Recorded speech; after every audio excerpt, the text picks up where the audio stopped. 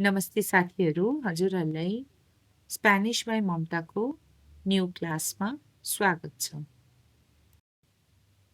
आज हामी मानव शरीरको हाम्रो जिउको बारेमा वर्ड्सहरू र वाक्यहरू सिक्न जाँदैछौँ। स्पेनिशमा हाम्रो शरीरलाई, हाम्रो जिउलाई एल cuerpo भनिन्छ। Hola, me llamo Ana. Hoy vamos a aprender sobre las partes del cuerpo. Hello, my name is Anna. Today we are going to learn about the parts of the body. नमस्ते, मेरो नाम आना हो। आज हामी शरीरका अङ्गहरूको बारेमा जान्नेछौँ। Aquí está mi cabeza. En mi cabeza tengo ojos, una nariz y una boca. Here is my head. On my head I have eyes, a nose and a mouth.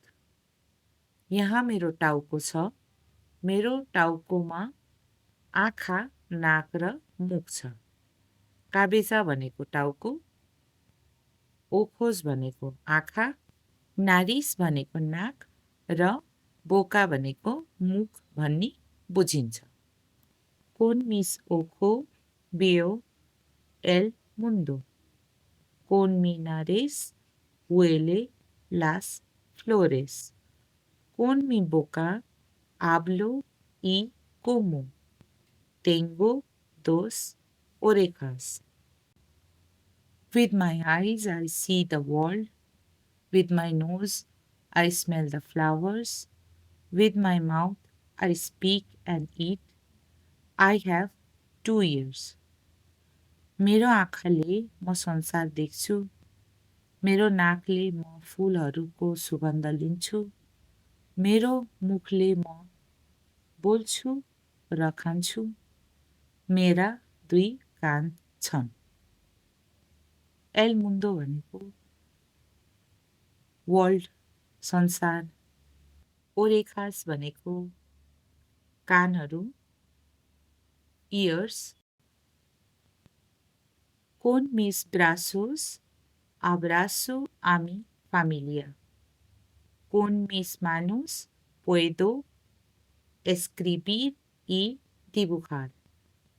Y aquí están mis piernas y mis pies. With my arms I hug my family. With my hands I can write and draw. And here are my legs and feet.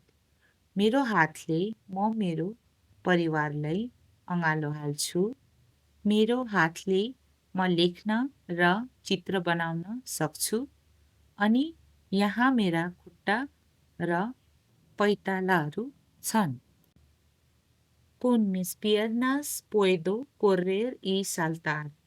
Con mis pies camino a la escuela. Mi cuerpo es increíble. With my legs, I can run and jump. With my feet, I walk to school. My body is amazing. मेरा खुट्टाले म दौडिन र उफ्रिन सक्छु। मेरा खुट्टाले म school हिँड्छु। मेरो शरीर अद्भुत छ। ल त साथीहरू, यो कहानीलाई हजुरहरूले राम्रोसँग पढ्नुहोला र सानो सानो वर्ड्सहरू र स्पेलिङ्सहरू पनि हेर्नुहोला स्पेनिसमा कसरी लेखिन्छ र हामीले पछिल्लो लेसन्सहरूमा सिकेको वर्ड्सहरू कसरी युजमा ल्याउन सकिन्छ त्यो पनि हजुरहरूले सिक्दै जानुहोला। अब हाम्रो भेट अर्को लेसनमा हुनेछ। धन्यवाद। Gracias. Adiós.